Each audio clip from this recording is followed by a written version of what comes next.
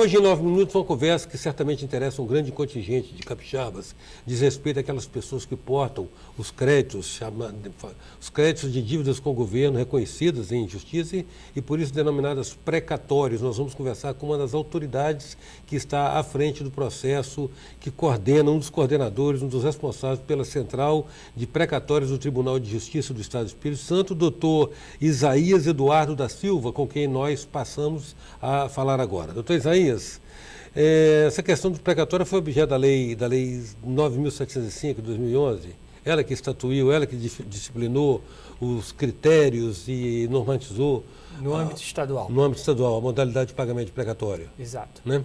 Essa lei avança em alguma coisa? Avança, essa lei vem no âmbito estadual disciplinar a partição dos recursos orçamentários e o modo como seriam utilizados esses recursos para a satisfação dos precatórios. Essa lei vem em complementação a uma emenda à Constituição, emenda 62 de 2009, que instituiu um regime especial para pagamento de precatórios para aqueles entes que estavam em mora na data do advento dessa emenda. Entes que estavam em mora, que o senhor quer dizer, poder público, nos 3 níveis, né? Poder público. Todos os entes, estados, municípios que estavam inadimplentes com o pagamento de seus precatórios, foram instados, foram submetidos a um regime especial. E eles haveriam de optar por o pagamento anual ou para o pagamento mensal. Essa mesma emenda estabeleceu que o poder público, esses entes, estados, municípios, poderiam reservar até metade das dotações orçamentárias para pagamento em regime de acordo. A outra metade, quer dizer, no mínimo metade, serão destinados, né, desses recursos, serão destinados para o pagamento de precatórios sob ordem cronológica, ou seja, obedecida a antiguidade de cada precatório. E 50%? 50%. Uma outra metade, essa outra metade, o Estado, o município, poderia optar entre 3 caminhos: fazer leilão dessas dívidas, ou pagar precatórios sob ordem crescente de valor, ou seja, do menor para o maior, ou pagá-los mediante acordo com os credores, o que autoriza um deságio de até 50%, quer dizer, um desconto de até 50%. Desculpe, doutor. O Estado do Espírito Santo, num primeiro momento, usou de uma técnica bastante racional, né, fez uma boa gestão, porque ele optou, num primeiro momento, por reservar metade dos recursos e passou a pagar os precatórios sob ordem crescente. Isso permitiu que já no primeiro ano desse regime especial, que foi o ano de 2010, se pudesse pagar mais que 600 precatórios, de um universo de mais de 1.000 precatórios, que era o somatório, quer dizer, aí o número de credores aí são milhares de credores, mas havia mais de 1.000 precatórios. E já no primeiro ano, mais que 600 puderam ser observado essa ordem crescente de essa valor. ordem crescente, do menor para o maior, né? Exato. Então, nós temos esse critério da ordem cronológica, que vai ser observada no caso de quando não se enquadra num desses critérios, é isso? A ordem cronológica ela sempre será privilegiada com metade dos recursos, no mínimo. Outra metade é a opção do ente público. O ente público pode, olha, eu quero, se eu tenho 100 milhões para pagar precatório, e o Estado do Espírito Santo, por exemplo, esse ano, estará destinando 180 milhões de reais para pagar precatórios. Metade eu vou pagar o mais antigo, o primeiro, o segundo, o terceiro e assim por diante, enquanto houver recursos dessa metade. 90 milhões no caso.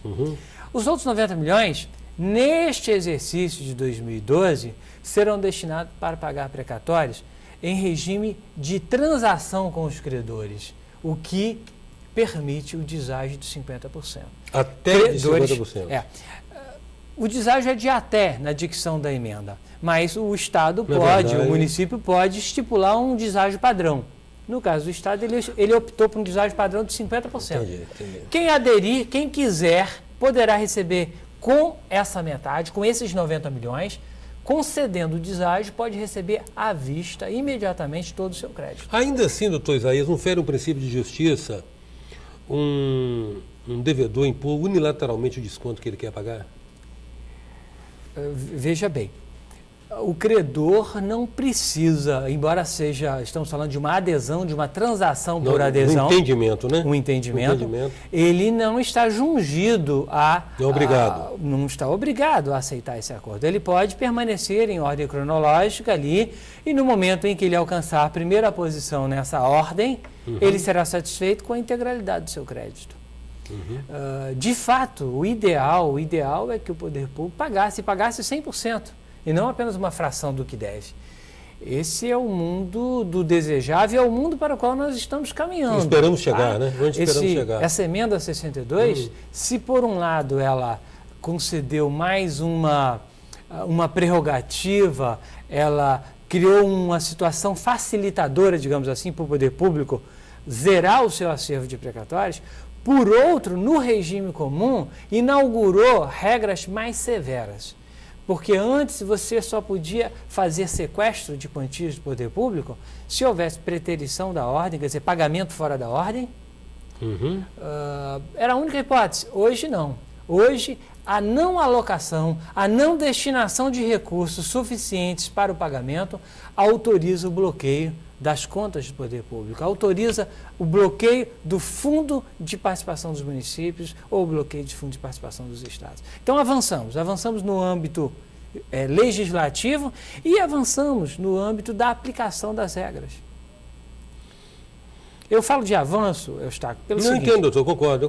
Não adianta leis muito boas... Inviáveis, né? Inviáveis e leis que sejam mal interpretadas e mal aplicadas. Aqui no Espírito Santo, nós somos pioneiros na adoção de uma interpretação que encontra todo o respaldo nas modernas técnicas de interpretação e no texto da Constituição. Mas fomos pioneiros no sentido de afastar interpretações toscas, interpretações apressadas e descomprometidas com o Estado Democrático de Direito. Em 9 minutos a gente conversa com o doutor Isaías Eduardo da Silva, juiz, um dos coordenadores, um dos responsáveis pela Central de Precatórios do Tribunal de Justiça do Espírito Santo. Voltamos já.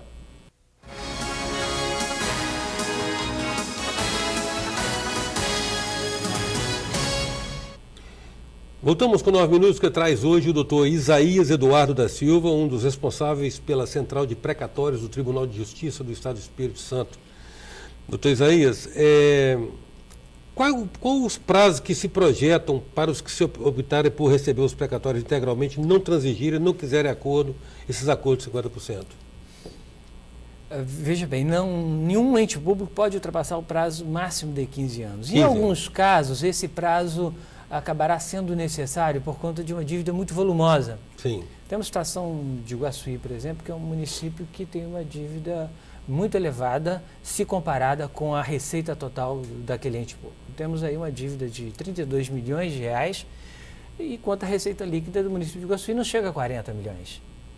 Então veja que é um comprometimento muito elevado. Isso faz com que o município, é uma situação em que o município precisa valer-se de todo esse prazo e assim mesmo com afetação de percentuais que vão muito além desse 1% e desse 1,5%, aos quais estamos sempre nos reportando, que são comprometimentos mínimos. Sim. No caso de Iguaçuí, esse comprometimento vai chegar em torno de 3%, quer dizer, ele vai pagar mais que o dobro do mínimo exigível e aí, com sacrifício, precisará de lançar mão de todo o prazo. Mas são situações agônicas, excepcionais. Okay. Na maioria dos casos, Vitória, por exemplo, nós temos uma perspectiva de satisfação integral ainda neste exercício de 2012. De um valor estimado de quanto, você sabe? A Vitória deve pagar aí um universo de 20 milhões, possivelmente com a destinação de 15. Porque aí entra o deságio, entra a possibilidade de transação. Ok. Doutor Isaías, veja bem.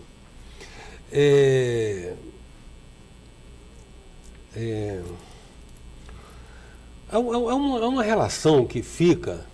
Quer dizer, ainda bem que está se encaminhando a solução, ainda que não seja como o senhor observou, não é o melhor dos mundos, mas é o mundo possível, né? Mas essa relação assimétrica do governo machuca o cidadão. O governo é voraz e intransigente quando se trata de receber impostos. Na hora de pagar, estabelece toda essa... Claro que nós não estamos falando de governo, vamos falar de Estado, né? Governos são transitórios. estados são entidades perenes e fixas. A possibilidade de assegurar a liquidez para esses papéis, que são créditos, são haveres, de maneira que instaurasse até um mercado paralelo em que ele pudesse ser usado para, por exemplo, quitar tributos com o governo. Vamos lá. Veja só, Eustáquio, o ideal é que não houvesse mercado paralelo algum, porque o precatório é o quê? É uma requisição que o presidente do tribunal dirige ao chefe do Poder Executivo para que ele pague até o final do exercício seguinte a integralidade de uma dívida que já foi discutida, debatida e acerca da qual não paira dúvida sobre a sua legitimidade. Então esse pagamento deveria ser prontamente satisfeito e não haveria giro, porque uma vez reconhecida a dívida, claro, ela seria prontamente satisfeita. Eu penso que o objetivo nosso, o objetivo do Tribunal de Justiça é fazer com que todos os precatórios sejam liquidados. Alguns entes públicos farão isso já neste exercício, outros precisarão de 2 anos ou 3, em alguns casos prazo um pouco mais dilatado.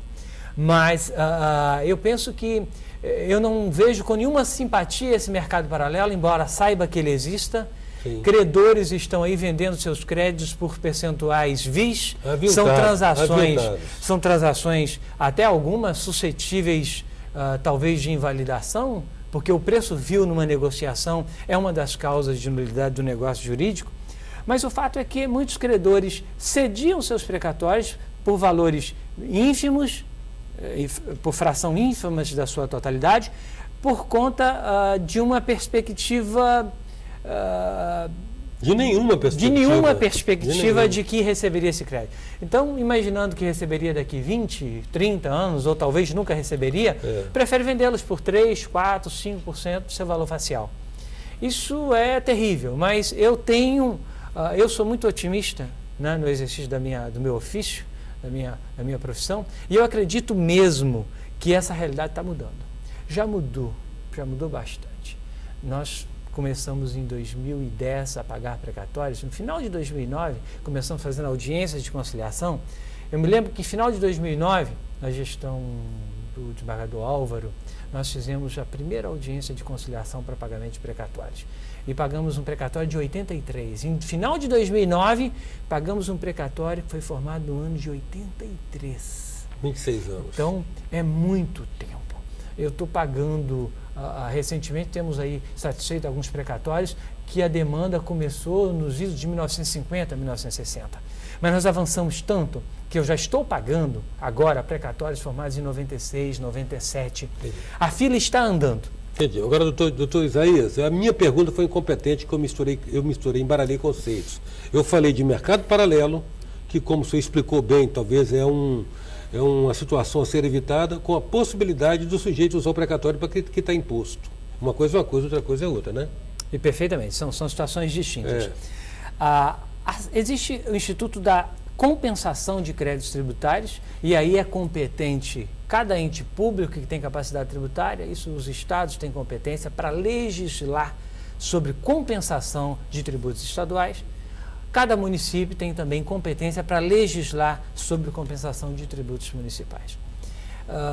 É uma autorização que a Constituição dá a esses entes que têm capacidade legislativa e capacidade tributária para editar uma legislação regulando a matéria, cada qual na restrita esfera de sua competência. Existe um outro instituto chamado Cessão de Créditos de Precatórios. E a emenda e a Constituição vê legitimidade em que um credor possa ceder o seu crédito precatório para um terceiro. Esse terceiro pode ser um empresário que tem dívidas com o Estado, que tem créditos, ou melhor, que tem dívidas com o Estado. Então ele compra o crédito de um particular com o intuito de compensar aquele crédito que adquiriu por cessão, por ato intervivo, cessão de um particular a um particular, para compensar isso com o crédito que o Estado tem contra si. Bom, isso é possível, mas no momento em que aquele precatório adquire liquidez, Se é um precatório que vai ser satisfeito só daqui a 1 ano ou daqui a 2 anos, não há atualidade. Um dos pressupostos da compensação é que as duas dívidas sejam imediatamente exigíveis. Sincronizadas. Sincronizadas. Se eu tenho um crédito que vai vencer ainda e o outro crédito contra mim já está vencido, eu não posso compensar. Então, essa é a regra básica.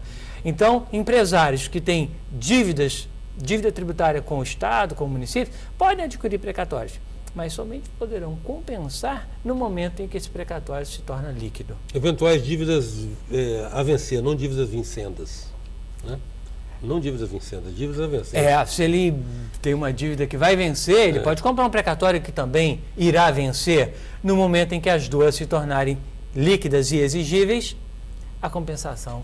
Doutor Isaí, eu fico muito agradecido pela sua disponibilidade de ficar explicar para nós. Esse é um assunto que causa uma certa perplexidade no capixaba, né? Há uma expectativa, há famílias esperando por isso. Sou lhe grato pela presença. Nós é que agradecemos o Tribunal de Justiça, né, a administração atual, por meio da pessoa do desembargador Pedro Ferrosa, tem dado todo o apoio para a Central de Precatórios, tem dado todo o respaldo para que a gente atue com todo rigor para que esses créditos reconhecidos pelo Poder Judiciário sejam efetivados, tornem realidade a satisfação do credor. Estamos sempre à disposição aqui para qualquer esclarecimento. Grato. Em 9 minutos nós contamos com a presença do juiz responsável, um dos responsáveis pela Central de Precatórios do Tribunal de Justiça do Espírito Santo, doutor Isaías Eduardo da Silva. Até já. Sou passageiro do tempo, tentando entender erro e acertos caminhos, aprendendo